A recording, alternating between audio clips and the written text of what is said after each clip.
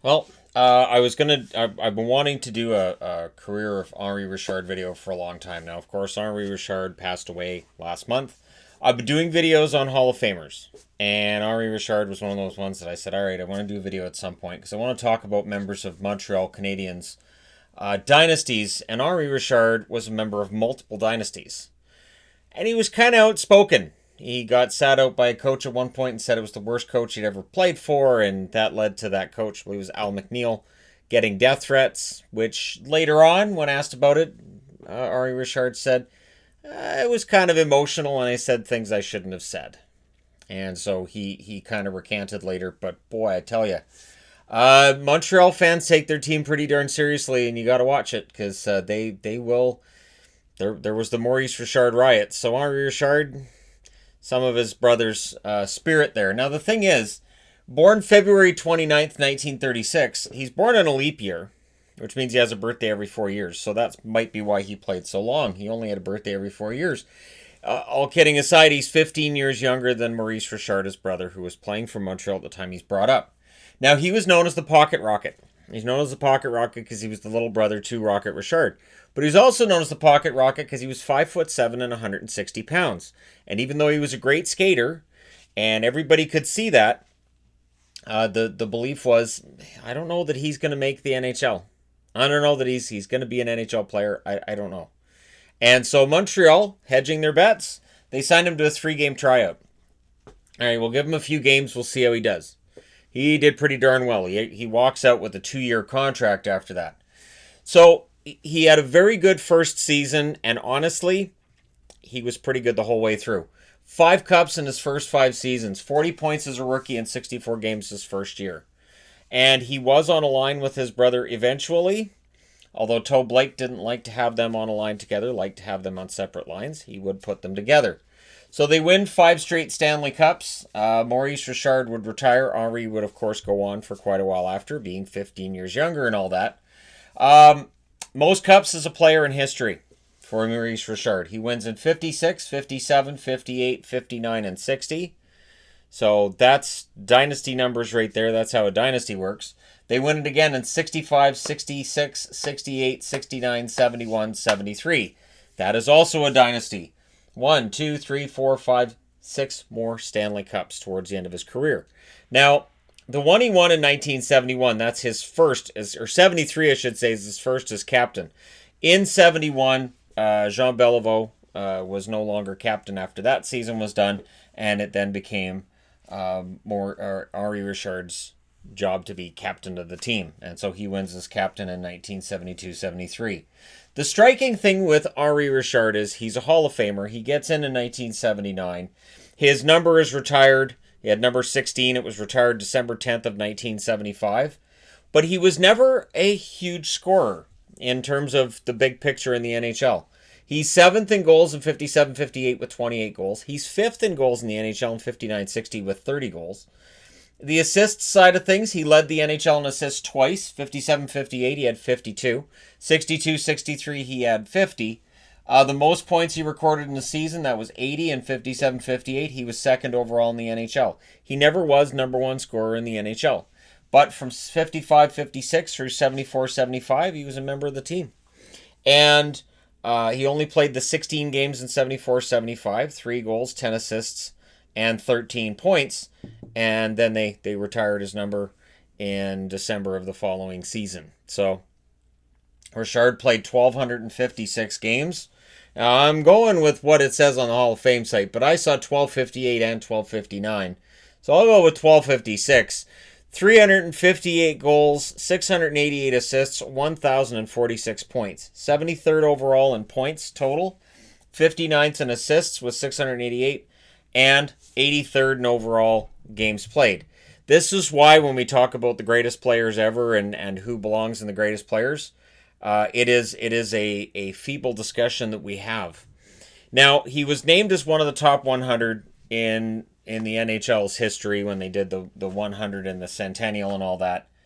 But for those of us just looking at pure numbers, we'd go, well, 1,046 points in 1,256 games, that's a pretty good career. And then you move on. But if you look between the lines and you say, hey, 11 Stanley Cups, He's top 10 a bunch of times early on in his career. And when you look at overall Montreal Canadian numbers, Guy Lafleur leads the team in overall points, 1,246. Jean Beliveau, 1,219. And he's third with 1,046. I can't think of anybody on the Montreal Canadiens right now that I could see threatening that third place of 1,046. Not realistically, anyways. And this was when the Montreal Canadiens were fantastic. And of course, there are those who say, hey, the Montreal Canadiens were fantastic because, before there was a draft, everything was in their favor. They basically had the right to French-Canadian players. They also, I would think, had the benefit that French-Canadian players would want to play for Montreal. It's the same argument that Toronto fans will have about, players currently in the NHL. Well, this guy clearly would have wanted to play for Toronto because he grew up as a Toronto Maple Leafs fan. Back then, you only have 6 teams. There wasn't a draft. There wasn't any kind of salaries like we see now. So if you wanted to play for Montreal and you were good enough, you got your shot. And if you could speak French, even better. And this was when, of course, you had a lot of really excellent French-speaking hockey players. And we still have some excellent French-speaking hockey players, but obviously it's more of a multinational force that you see on the NHL ice any given night. And it's changed quite a bit. He's a first-team All-Star in 57-58. He's a second-team All-Star in 58-59, 60-61, and 62-63. So 1 first-team All-Star, 3 second-team All-Star nominations, or not nominations, wins.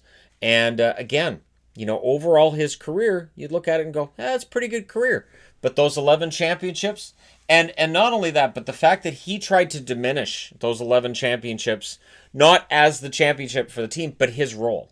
So you'd ask him, your 11 Stanley Cup championships, and in every interview I was looking at, he was saying, yeah, I won 11 Stanley Cups, and nobody's ever going to equal that because of expansion to 30 teams in the league now. But we won because we had guys like Doug Harvey. We had guys like Larry Robinson. We had guys on the blue line. And he said championships are built from the blue line out. And the Montreal Canadiens always had an amazing blue line. So it is nice to see a player who is that selfless to say, yeah, I won championships, but, and then put it back on the team and say, the team had a lot to do with that. I was just glad to be a part of it. He played in 10 All-Star games. His overall playoff numbers, he played 180 games. Keep in mind, a lot of these seasons, you're only going to have 2 rounds. He had 49 goals, 80 assists, 129 points. Again, keeping in mind, you're going to have those intense Stanley Cup final games as that second round, and scoring's going to be harder to come by. Now, he scored the OT winner in 1966 against the Detroit Red Wings to win the Stanley Cup, and he also scored the cup-clinching goal in 71 after having some open criticism of the coach. I believe that was 71. I didn't put it on the board, so I'm pretty sure it was 71. It was 71 or 73, obviously. Pretty sure it was 71 where the coach had benched him, and he basically came out and just lambasted him. And part of the problem was that Al McNeil was not a French speaker. So right there, you've got that issue. And this is why when people talk about Claude Julien and like, why does Montreal have to have a coach that can speak French? This is why. Because it turns into an issue, whether you want it to be or you don't. Now, it wouldn't be as amplified now, because back then you would have had a lot of French-speaking players on the team. But it's still an issue where you do want to have a coach that speaks French. Speaks both is really, really important. And I get that. It does mean sometimes that Montreal's had coaches that weren't necessarily fantastic, but in this case, there were issues, and there was some belief that part of it was because they had a coach that didn't speak French. He's inducted into the Hall of Fame in 1979. And he was a Hall of Famer. He also could throw a punch in a fight. This is where it gets interesting. So 5'7" and 160 pounds, and coach is saying, all right, so, and I believe it was Toe Blake that said, basically along the lines of Maurice was protecting Henri, because Henri's smaller. And Henri went out there and had some fights with some pretty tough customers. And the coach came back to saying, you know what, Maurice, on the other hand, we want Henri to protect you, not the other way around. Now, the way that Henri basically said it was, A, he never backed down from a fight, and B, he always tried to throw the first punch. So get the advantage right out of the gate. As somebody who's smaller, as somebody who has dealt with that problem as well when it comes to athletics, yeah, he's right. Don't back down. Don't show any fear, even if you're like, holy crap, that guy's big.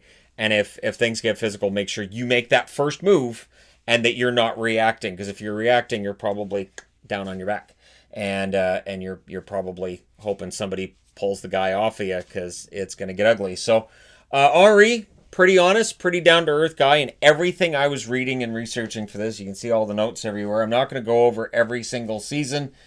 He did hit 20 goals a number of times, 30 goals once, but what he did outside of the stats is his leadership, his being a good example, the fact that as a smaller player, he is still throwing punches in fights, and he is still willing to defend himself. There were a lot of reasons to love Henri Richard. I get the feeling if I was old enough, and I'm not, so don't say it in the comments, if I was old enough to have seen Henri Richard play, he probably would have been one of my favorite players.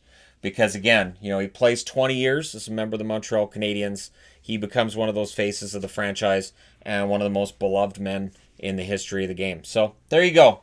The career of the Pocket Rocket, Henri Richard. And, I waited almost a month before doing this video because, again, when somebody has just passed, I don't make that video. I don't make that video until later on. There's a lot of thing with that, a lot of stuff with that where, anyways. So there you go, Henri Richard, one of the all-time Montreal greats. I will add this to the playlist of Hall of Famers, the playlist of career videos as well. So there's a lot of Hall of Famers that are starting to populate those lists because obviously I put them in the career videos as well. But there you go. Let me know your thoughts in the comment section below as always. Don't forget to hit like and subscribe if you're browsing your way through. You just happened upon this video, and yep, Henri Richard, one of the all-time greats, and proof that sometimes the stats only tell you part of the picture. Thank you guys so much for watching, for all your support. I will talk to you again soon.